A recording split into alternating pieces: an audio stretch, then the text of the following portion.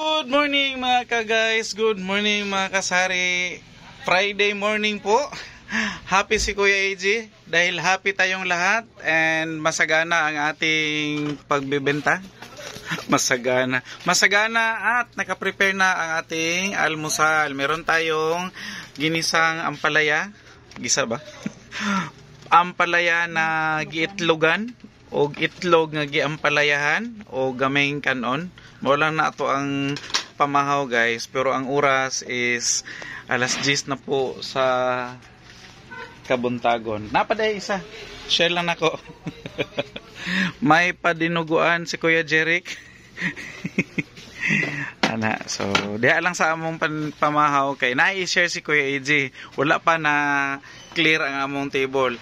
Akong last vlog kagabi guys is nag-adto mi sa pumunta kami sa aming tubigan at binisita namin. Actually, nag-harvest kami ng aming ATM machine or automatic tubig machine at ito ang isi-share ni Kuya AJ sa inyo dahil ito yung literal na piso-pisong kitaan pero pag naipon, yan ang magpapayaman sa iyo. Ayan po. Nabilang na ni Mami Iya. Nag-consume siya nito ng ilang oras pagbilang and tulad ng nasabi ko doon sa last vlog ko kagabi na isang buwan itong naipon na hindi namin siya na-harvest na weekly dahil po nagpa-opera ako. So eksaktong 1 month na pala yung operasyon ni Kuya AJ. Kumusta? Kumusta ang operasyon ni Kuya AJ? Okay na po? Makakilos na si Kuya AJ, wag lang magbuhat ng mga mabibigat. So ito nakikita ninyo ngayon is ito yung hinarvest namin kagabi. 1 month talaga siya na naipon doon kasi hindi namin nga naharvestan ng weekly dahil po nagpa-opera si Kuya AJ. And ito is ipatagan ako sa inyo. Joke. Magpatagan si Kuya AJ pero walay premium no? Ito is nagkakahalaga ng 5,700 plus. 5,700 plus. Literal po siya na piso-piso dahil pwede pong tumatanggap po ng pisong coins ang aming ATM machine. Piso, 25 Gs. Yun po ang tinatanggap ng ating ATM machine.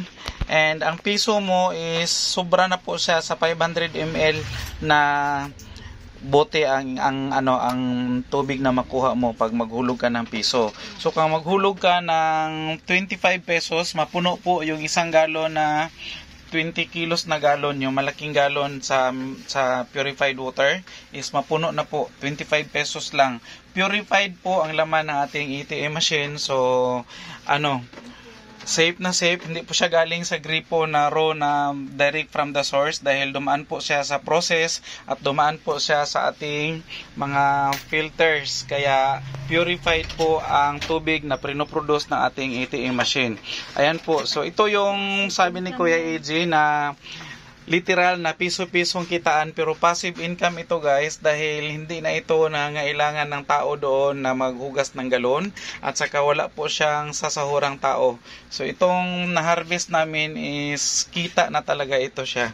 Kita na galing sa aming ATM machine. So sa bagay na may nag-react, babayaran pa pala namin ang tubig at saka kuryente nito pero ito is kita na.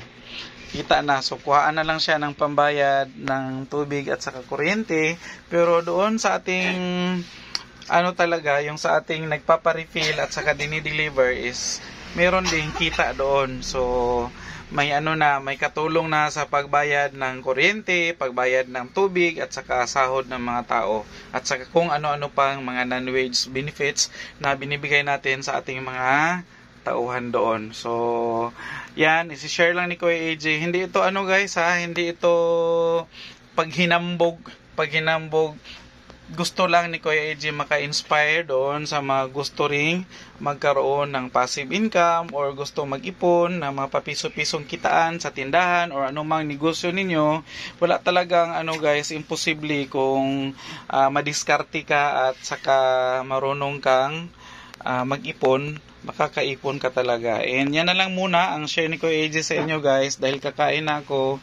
Malapit na mag 10:30. So kiklear muna namin yung aming lamisa para makakain na kami. Bye bye muna for now and thank you for watching.